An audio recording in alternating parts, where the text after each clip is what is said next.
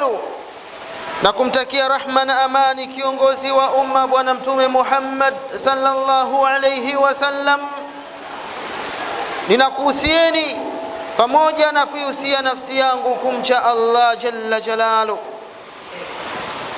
Kila mmoja ni wajibu na ni lazima atambue ya kuwa hakika ya mauti ni mlango, na watu wote wataingia kupitia mlango huo. Laiti ungejua kuna makazi gani baada ya mlango huo. Baada ya mlango huo kuna makazi ya aina mbili. Baada ya mlango huo kuna makazi ya kheri, ya neema, ya pepo kwa yule ambaye aliyefanya matendo mema yenye kumridhisha Mola wake. Na baada ya mlango huo kuna makazi mabaya ya shari na ya motoni kwa yule ambaye aliyekuwa tayari kwenda kinyume na Allah Mola wake. Na hayo ndio makazi mawili tu kwa mtu.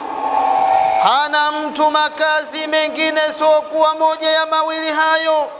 Itizame nafsi yako, iangalie nafsi yako, ichunguze nafsi yako, ni makazi yapi itaingia baada ya kifo. Ndugu Waislamu, maudhui ya hutuba yetu ya leo, kichwa chake cha habari kinasema wanawake wanaotembea vichwa wazi na kufunua nywele zao na kuonyesha mapambo yao na maumbo yao, ni yapi mafikio yao? Hii ndio maudhui yetu ya leo ndugu zangu. Ndugu zangu Waislamu, kwanza kabisa mwanamke tutambue ya kuwa ni mtu muhimu mno katika jamii, na Uislamu umeweza kumtizama mwanamke kwa heshima iliyokuwa kubwa kabisa. Lazima mwanamke aweze kujitambua kama ambavyo Uislamu unavyomtambua ya kuwa yeye ni mtu muhimu sana katika ulimwengu. Mwanamke ndio mwalimu wa jamii. Naam, mwanamke ndio mwalimu katika jamii. Mara nyingi mwanamke ndio mlezi mkubwa kabisa katika nyumba. Ikiwa mwanamke atatengemaa vizuri, ikiwa mwanamke ana maadili yaliyokuwa mazuri, ikiwa mwanamke yuko vizuri kitabia na kiakhlaq, basi jamii, kwa maana watoto ambao ndio watakuwa jamii ya kesho, na watoto hao watakuwa ni wenye kutengemaa. Ndugu Waislamu, moja kwa moja nianze kwa nondo kali, aya ya Qur'ani tukufu, maneno ya Allah jalla fi'ala katika surati Nur, aya nambari 31. Allah subhanahu wa ta'ala anasemaje? وَقُلْ لِلْمُؤْمِنَاتِ يَغْضُضْنَ مِنْ أَبْصَارِهِنَّ وَقُلْ لِلْمُؤْمِنَاتِ يَغْضُضْنَ مِنْ أَبْصَارِهِنَّ وَيَحْفَظْنَ فُرُوجَهُنَّ ولا يبدين زينتهن إلا ما ظهر منها وليضربن بخمرهن على جيوبهن. Ndugu Waislamu, Allah anamwambia Bwana Mtume Muhammad ya kuwa waambie wanawake waumini, waambie wanawake wa Kiislamu, waambie wafanyeje sasa? Kwanza kabisa wainamishe macho yao. Wanawake wetu wa kileo ndio kwanza akifika mahala, hasa kwenye mkusanyiko wa wanaume, ndio kwanza macho yake anayanyanyua na anakuwa ni mwenye kumangamanga aonekane. Ndio unamkuta ameweka hizo kope, utafikiri ni ndege amejenga kiota. Ndugu Islam, Allah anamwambia Bwana Mtume sallallahu alayhi wasallam awaeleze wanawake waumini, wanawake wa Kiislamu waweze kuinamisha macho yao moja, lakini walinde tupu zao, mili yao. Na katika fiqhi, mwanamke mwili wake ni uchi, mwili wake wote ni uchi isipokuwa baadhi ya sehemu katika mwili wake.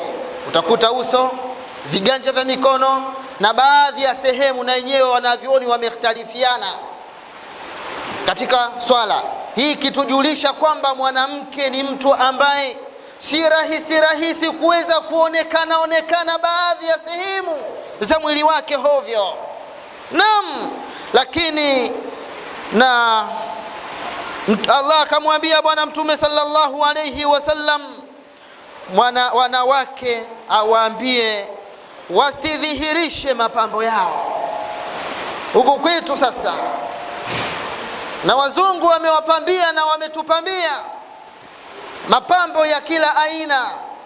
Mwanamke anatoka hapo anatembea njiani, utafikiri ni kitu gani?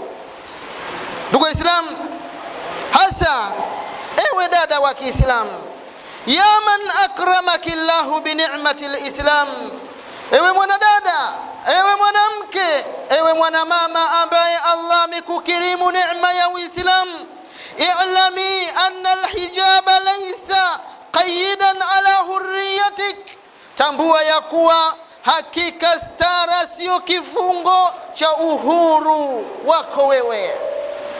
Stara Allah hajaiweka ya kwamba iwe ni sehemu ya kifungo katika kupata uhuru wako.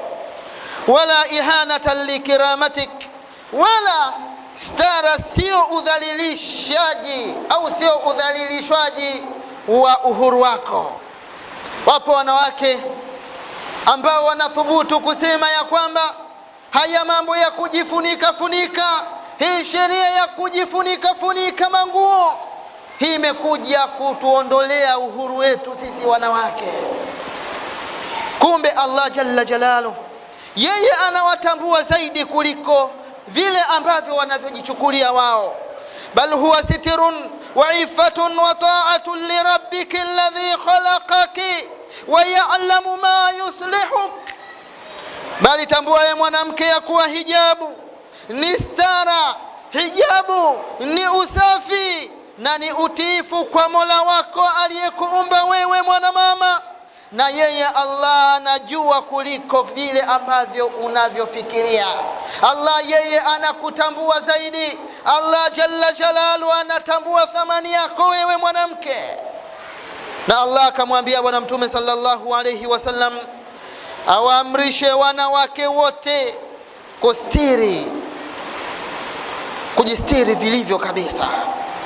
Angalia ndani ya surati Ahzab aya nambari 59, ya ayuhan nabiyyu qul li azwajika wa banatika wa nisa'il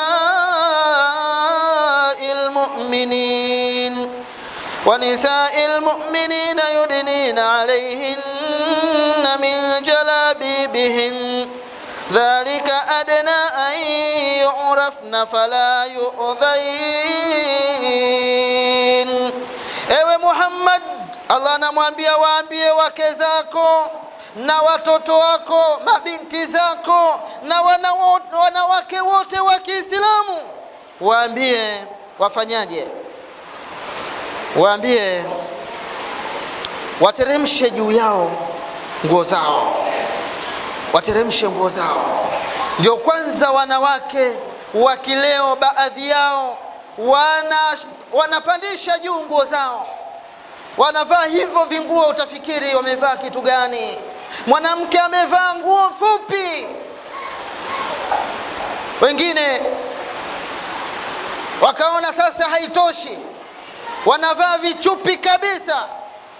Kila mmoja na itikadi yake. Mimi itikadi yangu kama ni mbovu basi itakuwa hivyo hivyo.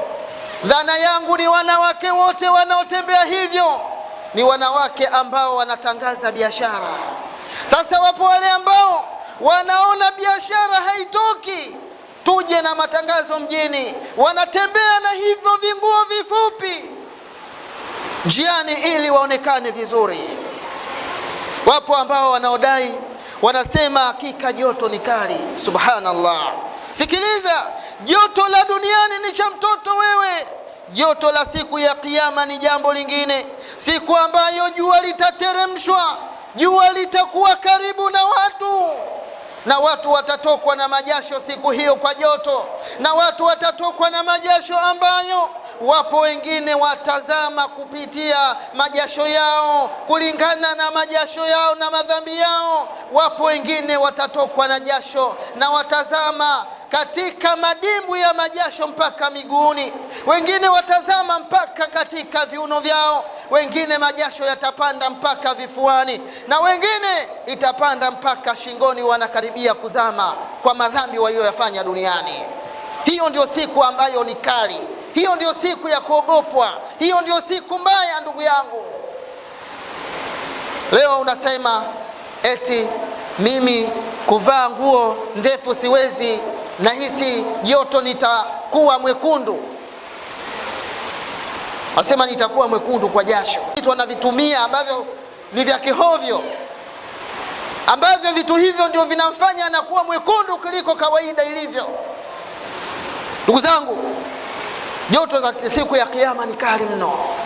Katika surati Tauba aya nambari 81, Allah anamwambia Bwana Mtume sallallahu alayhi wasallam, qul naru jahannam ashaddu harran law kanu ya'lamun, waambie joto la moto wa jahannam ni kali mno, laiti wangekuwa wanajua hao. Unachezea, unasema kuna joto duniani. Duniani kuna joto, kaburini sasa. Ndugu zangu, kaburini ndio kuna joto kabla ya hiyo siku ya akhira. Kaburini kuna joto siku ile ambayo unaingizwa ndani ya kaburi lako, unawekewa ubao, kisha tani na matani ya udongo yanakuja juu yako. Hapo ndio utaonja na utaona joto la kaburi. Wakati mwingine ardhi inapata joto, mvuko unakuwa mkali, mpaka hata viumbe na wadudu wanaoishi ndani ya ardhi wanapanda juu kutokana na joto la ardhi. Wewe leo unasema kuna joto duniani. Ewe mwanamke wa Kiislamu, ewe ambaye nywele zako unazozipamba, kuna wanawake wanapamba nywele, kiangalia huko kwenye nywele ni mtihani. Anapamba nywele kichwani na utafikiri ni joka ambalo limejiviringisha mfano wa kata ya kubebea mzigo kichwani. Anafanya hayo yote ili aonekane mrembo, aonekane amejipamba vizuri, aonekane ni mzuri. Sasa tambua ya kwamba ipo siku ambayo uzuri na mapambo hayo hayatofaa lolote mbele ya Allah jalla fi'ala, na kitakachoenda kubakia ni matendo yako.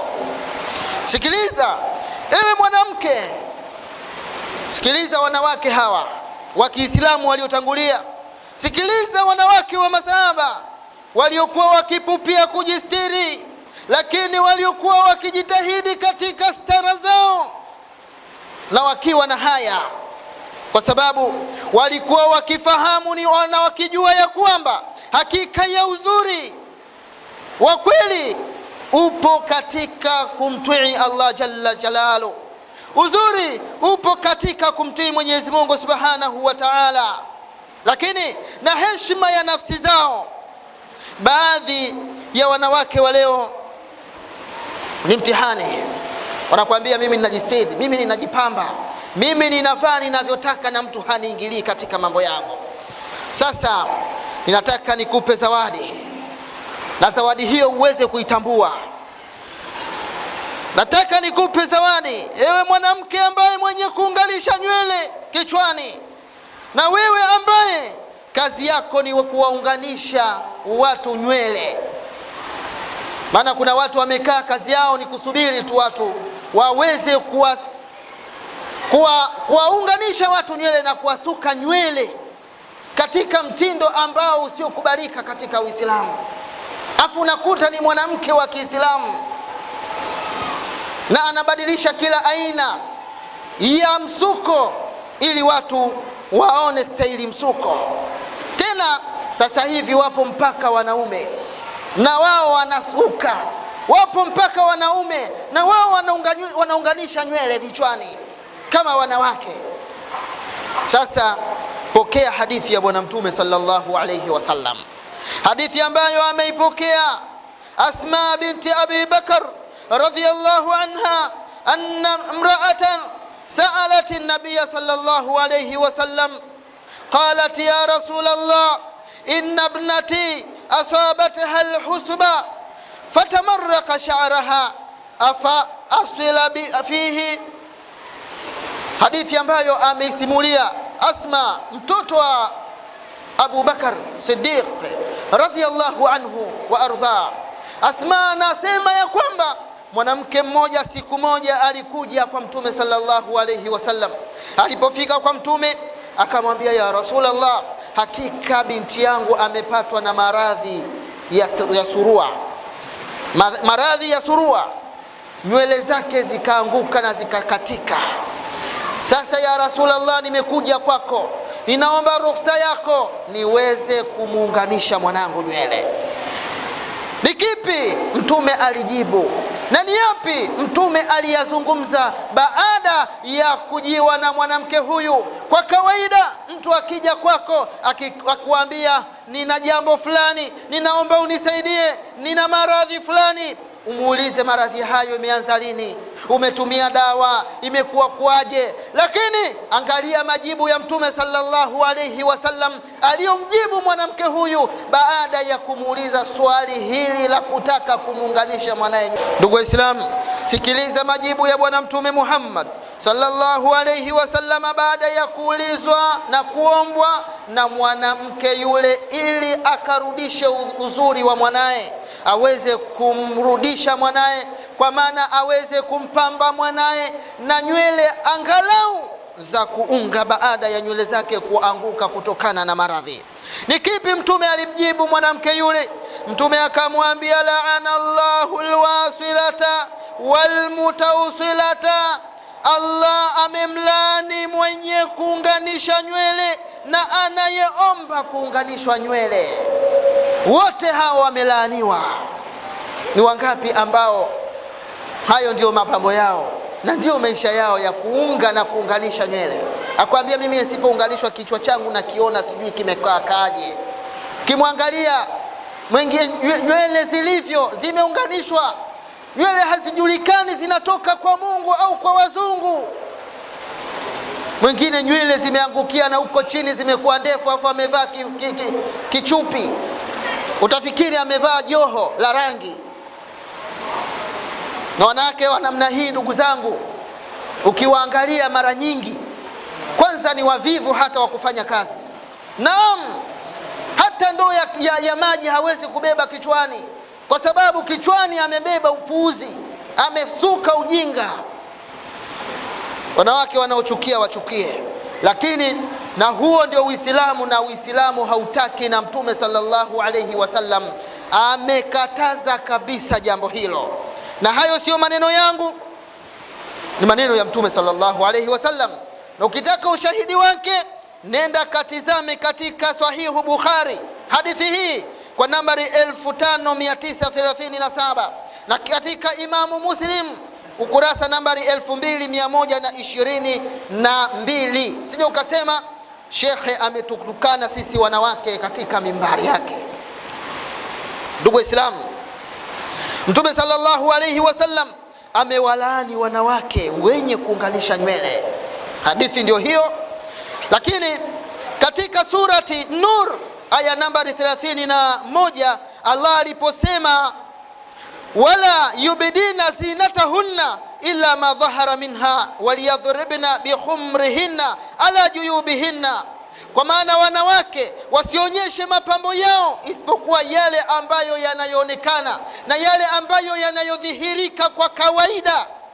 Kuna mapambo ambayo automatically yapo, hayo hayana shida, lakini yale mapambo ambayo mwanamke anayaweka ambayo kwake yanakuwa ni tashwishi, Kuna nguo ukizivaa automatically yanaonyesha mpaka maumbo yake na maumbile yake mwanamke huyo. Sikiliza, wafasiri wa aya hii wanawavyuoni wanasema, Imamu Qurtubi anasema al-khumru jamu khimari.